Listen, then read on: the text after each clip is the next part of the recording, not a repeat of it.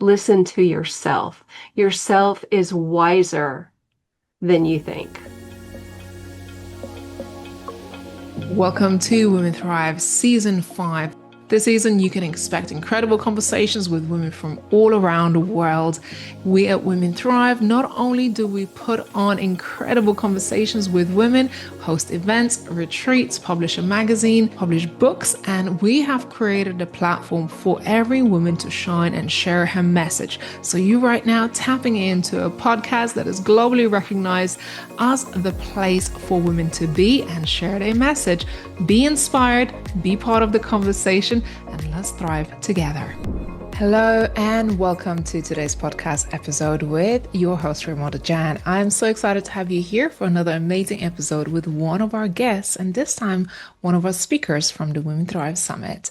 Today we're having a chat with Debi Lynn. Hi Debi, how are you? Hi, I'm great. Thank you so much for having me. I look forward to talking with you a little bit further. I'm excited. Where are you joining us from? I'm in Dallas, Texas. Dallas, I love that. Well, today we are talking about something quite interesting, and the topic of today's conversation is Built by the Fire, a heart-led story of resilience, leadership, and purpose, and really how to bounce back from setbacks in life.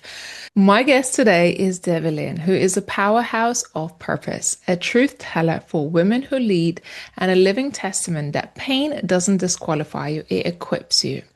Debi Lynn is a business resilience strategist and certified grief educator who helps high-achieving women turn their deepest disruptions and burnout, betrayal, divorce, loss into a bold, profitable leadership.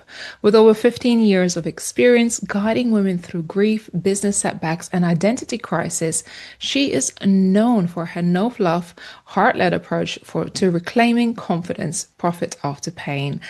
Debi, so great to have you here. And I'm really excited about kind of getting to know your story, but also hoping that this episode will be perhaps a shining light or a guidance for other women, perhaps struggling or going through some of the setbacks and challenges in their own personal lives. Yeah, yeah, that's exactly what I'm here for. I want to help women and equip them and let them know that they don't have to do it alone, that there's help, Yeah, there's absolutely. support. Debi, tell me a little bit more about your background story and what led you to start the work that you're doing today. Well, the biggest thing that happened was when I was in my 20s, I was married and I had one daughter and then I had a 14-month-old son. And we were living in Independence, Kansas. And one day got up to get the baby, and unfortunately, he was not breathing. So my journey started with I lost my 4-month-old son, and 3 days later, when I went back to work, I lost my job. And then nearly my identity because I just didn't know how to move on. I still had to raise my daughter, and I didn't have the support. I didn't know what questions to ask. I just didn't know how to move forward. Wow, when you say that, it literally pierces me because I have a 3-month-old and an older daughter, and just that experience alone to come face to face with something like that must have been incredibly difficult for you. Yeah, it was difficult, and I think the one of the hardest things is the friends that you thought were going to be there and stick beside you, they weren't. It was like silence all of a sudden, like I had a disease, like something was wrong with me. And it was really difficult because in the church there were four of us that had babies around the same age or close, and all of a sudden they avoided me. And I know now it was because they didn't know what to say. I get it now, but during the time you feel like, what's wrong with me? Yeah. The silence alone was what was devastating. Yeah, I can imagine because I think a lot of people through grief just don't know how to support somebody else. And we've certainly spoke about grief on our podcast in a previous season and a little bit in this one. And I think it's just people really don't know how to deal with it or support others through it. Yeah. Yeah, it's one of those tough topics, and unfortunately, we all will experience it at some point in our life. And we need to understand that there is no time limit. People will say, "Oh, you should be over it by now. Oh, you need to Yeah. be stronger." But no, it's in your time. Yeah. Wow. What has helped you get through some of those challenges? And you mentioned that you nearly also lost your job, which was another pretty much immediate setback. So how did you navigate this period in your life? Well, part of it was I went back to the only thing that I knew, which was the Church of the Nazarene, which is where I grew up. And Mm. so I went back to the church, and two or three of the ladies basically took me in, just took me under their wings, helped with my daughter, helped me find a job, and my faith. My faith helped me a lot, knowing that I wasn't really alone. Yeah. And that, and for a while, believe me, even in church, I blamed God. I blamed him. I was like, why me? And I had to get past that, and I had to start asking the questions of what is this trying to teach me? And that's something that we don't ask in the midst of a crisis. What is this trying to teach me? And when I started opening my mind to listening to that and really trying to discern from the other voices in my head, it made me realize that there were things in my life where I wasn't living my joy anymore. I wasn't living my passion. I was living the world's expectations. Wow. Wow. So do you think that was kind of the realization period for you to kind of hit a pause and reevaluate your life? I do. I really do. And I think that's when I started realizing that I had something that could help others. Even though I was going through this crisis, it was something that I could help others with because I am such a giver. I'm a heart-led person. I care with my heart. I've been a caregiver since I was little. I'm the oldest of seven. We moved every year of my life. My daddy was a B-52 tail gunner. So I had to learn from a young age to be a caregiver I was always the new kid. Oh my goodness. Yeah, I can imagine. I think we as women, we're so good at giving and living up to other people's expectations that sometimes we forget to ask ourselves, what do I want? Why am I here? What is my purpose and mission? Especially when you have kids, you get married, you have a career. It's like giving piece of ourselves to everybody else, yet not really honoring our own needs. And I think hitting a pause in your life, probably by force, not by choice, is the time to get that reset button and set on to your purpose. So, after all of that, how did you start your own business and how did you start what you do today? So I started originally as a certified grief educator, helping parents who had lost a child through the church, working at funeral homes, and just helping people. People would call me saying, "Okay, I know somebody." And so I started that way. But what I realized is that people don't want to pay for grief, so I wasn't going to make a living doing it. And even though I wanted to help people, I needed to do something a little bit different. And so for me, because I was building my business, I turned to business resilience because everything I've gone through and everything I've done talks about resilience, not only in life, but in business, Yeah. because we have to recalibrate ourselves inside and really look at what brings us joy. Why did we start this to begin with? And who is it that I want to help? And I want to help other women who are also business leaders and trying to juggle all the balls themselves because that was me. Yeah. What difference does it make when you work with people and you kind of take them through your process to have more resilience and to be able to deal with some life's twists and turns when, especially when they happen very unexpectedly? Well, for me, because it's kind of a process, so my heart method is the heal, embrace, awaken, reclaim, and transform. And so each one of those modules, we go through different analogies. Mm. And there's exercises that we do that are kind of fun and what I call gamified. And sometimes we use also the outdoors and photography as well, and it's intertwined.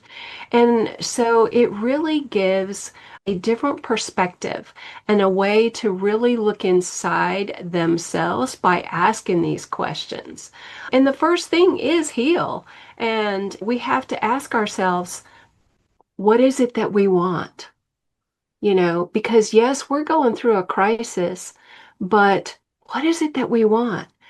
Who are we? Because I remember asking myself, who is Mm. Debbie? I lost her.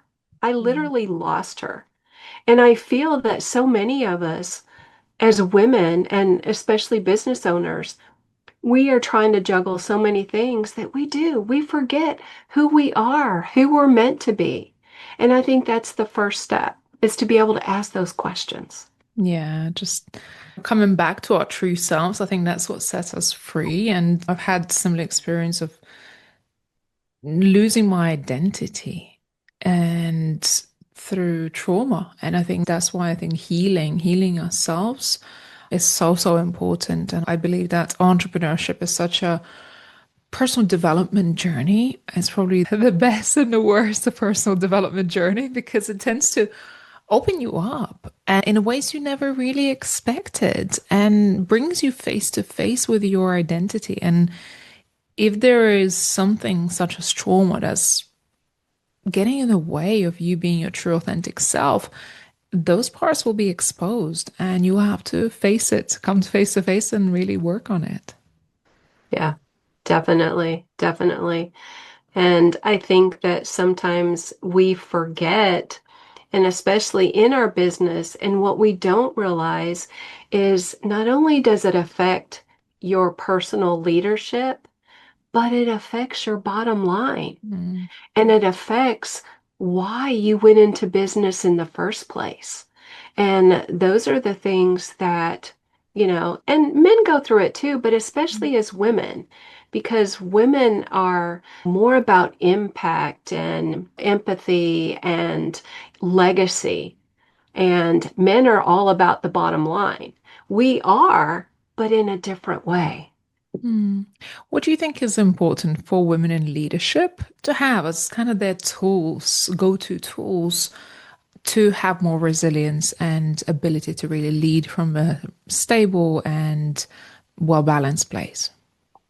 Well, I know for myself, and I don't know how many people journal, but I will say that that was one of my life-saving moments. Mm, Literally journaling and writing down your emotions every single day. I mean, and whether you're happy, you're sad, you're glad, you're feeling anxiety or stress, it's really thinking and talking about your emotions. mm, And why are you going through those emotions that day? Because once we can, number one, think about why we're feeling the way we do, then we can start taking steps to the next process of embracing then who we are and who we want to become. yeah. But we can't do that until we ask those questions, and writing it down brings it more inside because we have to heal ourselves from the inside out. Mm. And as far as like creating more impact, making sure that we're effective in what we're doing, what are your top tips for women in business and leadership? The first thing I would say is to definitely identify number one, why did you start your business? Number two, what are you most passionate about? Because it's all about passion, power, and profit. If we can identify our passion, then we have the power to take it to the level that we want. And then, and only then, can we get the profit that we desire in our Mm. business. Yeah, I always believe it's a process of growth in business, and you have to a certain extent go through some things and grow through some things in order to build a really stable and profitable business and make it sustainable. Because, again, especially for women, I think being able to sustain our energy, especially during different periods of our lives, such as parenthood, which I'm going through right now, it's really, really important. And resilience plays a big part in that. Yes, most definitely. Yeah. And I think too, as women, because we carry so many roles, that we forget how important resilience is. And life is going to hit you hard. Yeah. I mean, there is no way around it. It's going to hit you at some point in your life. Now, it may not hit you several things in a row, but it will hit you hard. My year of 2025, I literally had six losses, family losses, both my parents, two cousins, a Wow. grandmother, and then we also had my brother was shot, my sister went into kidney Um, failure. It was just and so, what do you do during that time? If I wasn't already resilient, if I wasn't already in a place in my heart where I knew that I could get through it, I might not be. And yeah. so, we have to remember that and really, we have to take time to pause. Mm. And I will say that for me, every day pausing at least for 5 minutes and just writing down my feelings so that I can think about me. It's a huge, huge help. What advice would you give to someone maybe who's going through similar challenges right now, or even advice to your younger self when you were navigating some of those challenges? I would say listen to your heart, Mm. not your head, and don't let your head and the world rule your feelings because that's what I did. Listen to yourself. Yourself is wiser than you think. Yeah, definitely. And I'm sorry for your loss. I know it's been a really hard year for you to navigate in 2025, and but you're still here and you're still doing the work that you're truly passionate about, which is again testament to what your mission is. Yeah, I love helping women. I love seeing the changes in them. I still remember the first client that I had. Her name was Sarah, and she was going through a lot like I Mm. was. And after the first month, she came to me and she was like, Debbie, I feel my joy again. I now know who I am. And to me, that's the greatest fulfillment, just to see someone else rising again and becoming who they were meant to be. Because as women, that's what it's about. And when we are together, we are so powerful. Yeah. Why do you think this is an important conversation to be had right now around resilience, around even grief, dealing with grief? And as you said earlier, that a lot of people turn their backs on you because they didn't really know how to have that conversation. So, why is this so important right now? And who's this message for? This message is for really everyone, but I target women because women have so many more roles in the world today. But I feel that resilience, especially today, and grief is more prevalent than ever before. We have more anxiety, more stress, and Mm. I read recently more suicides in our world than ever before. And I truly believe it's because we don't have what we need to take care of ourselves. We don't take the time to pause. We don't take the time to really ask ourselves, what is my joy? What brings me passion? Maybe they're in a job that they hate, but they haven't done anything about it. And it's like, ask yourself why. Why are you doing what the world expects you to do? Why not be who you want to be? Yeah. Yeah, it's powerful, isn't it? When we truly step into our purpose and mission-led work and being able to bring forth and birth our authentic self and authentic, I don't know, ideas and projects that really sparks our light. And it's not just something that we have to do, but it's truly what we want to do, what our true heart desire feels. Yeah. Yeah. Amazing. How do you support clients? So people feel connected to your heart, feel connected to the work that you're doing, maybe really looking for some guidance and support. How do you support others?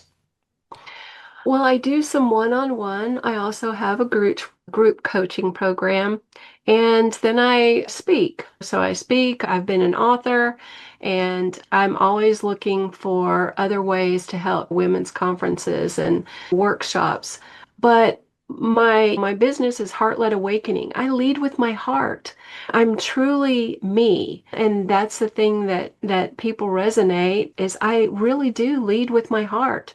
I share my story. I make it a safe place Mm. for them to be able to share. No matter what's going on, they have a safe place to share.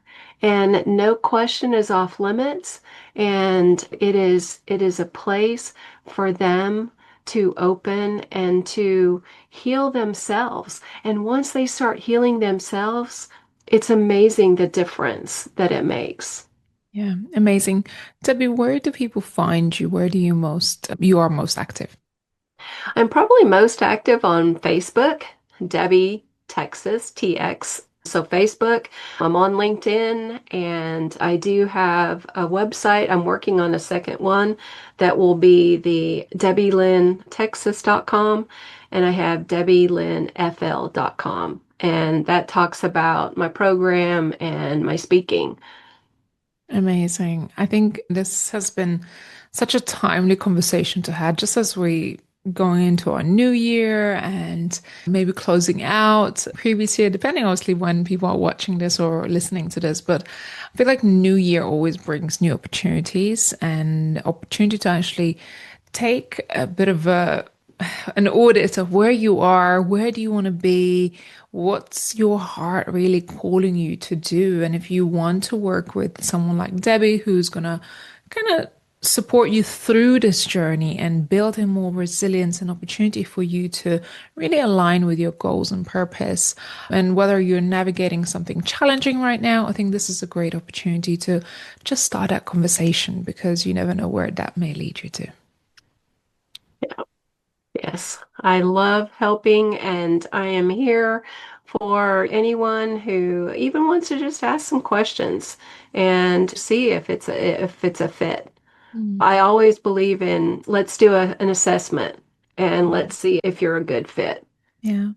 Any last parting wisdom before we close out for today's episode? I will just say live, enjoy. Yeah, amazing. Well, to all of our listeners, I hope you have enjoyed this episode. And if you know someone who may need this message today, do make sure you share it with your friends, your colleagues, maybe your social media followers. You never know who might be needing this message today. And I truly appreciate you being here with us today and throughout our journey with Women Thrive podcast. Debi Lynn will be featured at the Women Thrive Summit in March 2026. I can't believe I'm actually saying 2026 is amazing. I know. Debbie, what do people expect what can they expect from you at the Women Thrive Summit? They can expect an amazing story and just a vision for the next year of what they too can become. Yeah, amazing. Thank you so much. Do make sure you head over to womenthrivesummit.com, register for your spot at the Women Thrive Summit. And we really look forward to having you there and also tap into other episodes at Women Thrive. I hope you enjoyed this and we look forward to seeing you again on another episode. Take care for now. Bye. Thank you.